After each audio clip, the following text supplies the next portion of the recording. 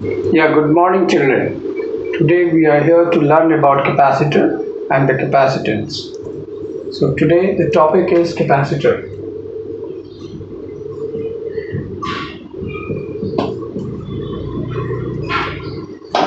What is a capacitor? It is an arrangement to hold the charge. So the arrangement to hold the charge is called capacitor, and the capacity to hold the charge is called capacitance. So it is an arrangement to hold the charge, and the capacity to hold the charge is called capacitance. So what is capacitance? It is the capacity to hold the charge. The capacitance is denoted by C, and C, it is measured in farad. The SI unit is farad, and C, the capacitance C equals to charge Q divided by potential difference. C equals to Q by V. So what is 1 farad? 1 farad is 1 coulomb by 1 volt. So this is the capacitance of 1 farad. Now, what is a capacitor? It is an arrangement. So capacitor is basically when you make an arrangement to hold the charge. Suppose that this is a conductor. So when you give some charges to it, so it will hold the charge, no doubt, but it has a capacity to hold it. So it has got a limit. You cannot charge a conductor more than 3 into 10 to the power 6, because this is the capacity of the air to hold the charge, otherwise there will be the leakage of charge. So the maximum capacity is there for any conductor, isolated conductor. So when we bring another uncharged conductor in front of it and it is earth, then what will happen? The capacity of that conductor will increase. So that is a capacitor. Capacitor, in a capacitor there will be two conductors, in which one will be the charge conductor, the another will be the earth conductor, which is brought near to it, and then the capacity is increased. So this arrangement is called a capacitor. So what happens here, basically this is a charge, you are supplying the charge on this conductor, and when you bring an isolated,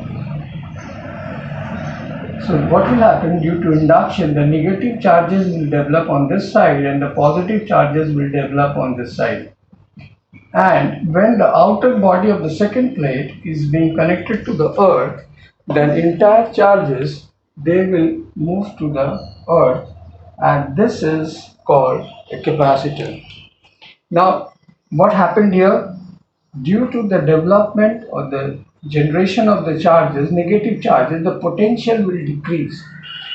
So this potential decreases. So when the potential will decrease, the capacitance will increase. So the capacitor, now the capacitance of a capacitor, it depends on, the factors are, it depends on the size, shape, and the dielectric medium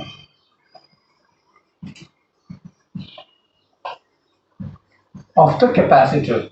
So for a capacitor you require two conductors. So it depends upon the size of that, it depends upon the shape of that, and it depends on the dielectric medium. So what is a dielectric medium? It is a medium which does not permit the electric field lines to pass easily through it, or the movement of the charges is not allowed through it. So when we have a dielectric medium between these two plates, the capacitance will increase. So the capacitor will be of various types. There are various categories of the capacitor. They are divided into, you can say there are two division. Number one, it depends upon the shape. You can call it as parallel plate capacitors, cylindrical capacitors, spherical capacitors, and other capacitors. They are also defined on the or distinguished on the basis of the dielectric medium. So we can have the capacitor of air, we can have the capacitor of the other dielectric mica or the other mediums are there, paper. So these are the different capacitors are of different dielectric medium. Generally we study based on the we have the so based on the shape we have parallel plate capacitor,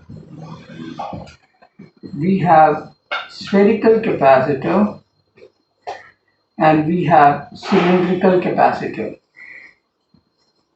and many more. Based on the dielectric, we have the medium like air, we have the glass, we have mica, paper, etc. etc.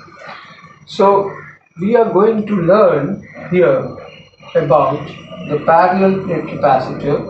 So, we will discuss about this, the parallel plate capacity and other things. But before that, we will discuss a little bit more.